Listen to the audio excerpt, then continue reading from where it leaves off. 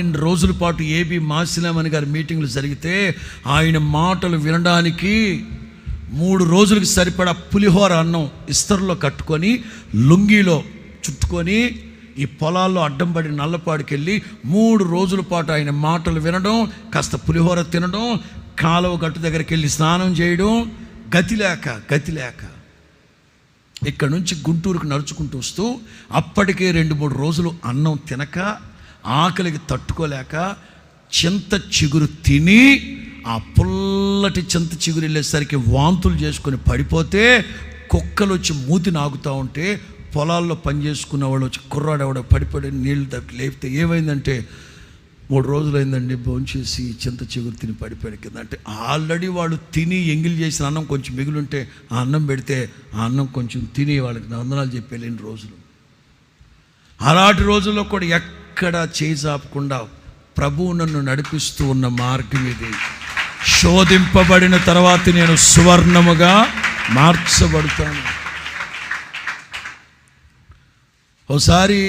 ఓసారి కింద పడుకుంటుంటే ఈ కప్పలు, పాములు, పురుగులు వస్తున్నాయని చెప్పాను కదా. మట్టి దెబ్బ చేసుకుంటే శవాల మీద పడుకుంటున్నాడు, ఈడేవడం చేతపడి చేసేవాడు కాటి కాపురు అర్థంగా ఊళ్ళో వాళ్ళు అనుకుంటుండేవారట.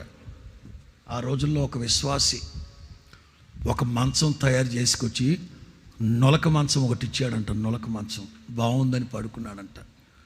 2 రోజుల తర్వాత ఎందుకో ఆయనకి డౌట్ వచ్చి చిలువూరు డేవిడ్ వాళ్ళ నాన్నని, బెదరో ఈ వెదురు బొంగులు అక్కడక్కడ ఖాళీ ఉన్నాయి ఏంటి అని అడిగాడంట. ఇదన్నా శవానికి పాడి కట్టి తగలు పెడతారు కదా, సగం తగలు పడిపోయిన తర్వాత కర్రలు బీక్కొచ్చి మంచం తయారు చేశానన్న. ఎట్లాంటి పరిస్థితులు, చీకటి, దీపం లేక చెమ్మ చీకట్లో ఒంటరిగా ఉండి దెబ్బలో పాడు దెబ్బలో ఒక లాందర్ లాంటిది ఒకటి దొరికితే, దెబ్బలో లాందర్ లాంటిది ఒకటి దొరికితే దాన్ని తీసుకొచ్చుకొని శుభ్రంగా కడుక్కొని దానికి చిన్న పెయింట్ వేసుకొని చిమ్నీ కొనుక్కొని ఒత్తి పెట్టుకొని రాత్రులు దాన్ని పెట్టుకొని రాత్రి వేళ ఇంటి మీద ఒంటరిగానున్న పిచ్చుకలాగా మెలకుగా ఉంటే ఓ 4-5 రోజుల తర్వాత ఒక బుడ్డోడు వచ్చాడంట. వీళ్ళందరూ మాది